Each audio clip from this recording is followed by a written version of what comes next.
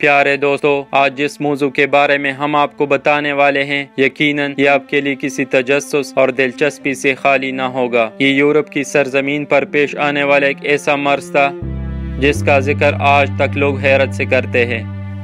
France کے شہر Strasbourg میں جولائی 1518 کو فراو ٹروفیا نامی خاتون اچانک گلی میں ناچنے لگی۔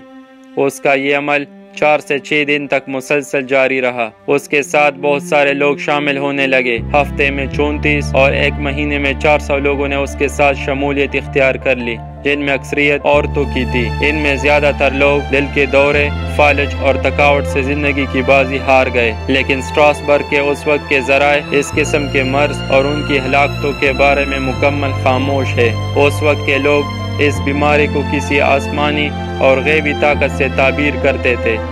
سٹراسبرگ کے ڈاکٹرز اور جدید علوم سے وابستہ لوگوں نے اس نظریے سے انکار کیا اور کہا کہ خون کی گرمی کی وجہ سے یہ بیماری پیدا ہوئی۔ اس بیماری کے شکار لوگوں کو کھلا چھوڑنے کی اجازت دی گئی اور ان کے لیے موسیقی کا باقاعدہ بندوبست کیا گیا۔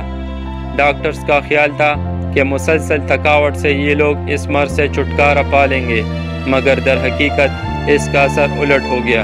پارکس اور دوسرے عوامی مقامات پر لوگ اس پاگل پن کے مرض میں مبتلا ہو گئے۔ مشہور تاریخ دان جان والر نے ان مریضوں کے بارے میں کہا کہ روایتی فنکاروں کو پیچھے چھوڑتے ہوئے اس قدر لمبے اور تھکا دینے والے رقص کا مظاہرہ ہوا جو ناقابل یقین تھا۔ اس بیماری کو ڈانسنگ پلیگ آف 1518 کہا گیا۔ جدید تحقیق سے ثابت ہوتا ہے کہ اس وقت کے گندم میں ایک ایسا مادہ پایا گیا جس سے غیر ارادی طور پر لوگ پرجوش ہونے لگتے تھے۔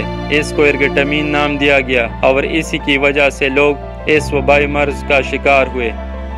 جان والر اس نظریے سے انکار کرتے نظر آتے ہیں کہ کیسے اتنے سارے لوگ ایک مادے کو ایک ہی طرح کے علامات ظاہر کر رہے ہیں۔ ان کے مطابق یہ کسی ذہنی اذیت جو اس وقت کی عورتوں کو دیا گیا اس مرض کا باعث بنی۔ بہرحال جو بھی ہو، جدید سائنس اور تحقیق اب تک اس بیماری کا کوئی حقیقی جواب نہ دے سکی۔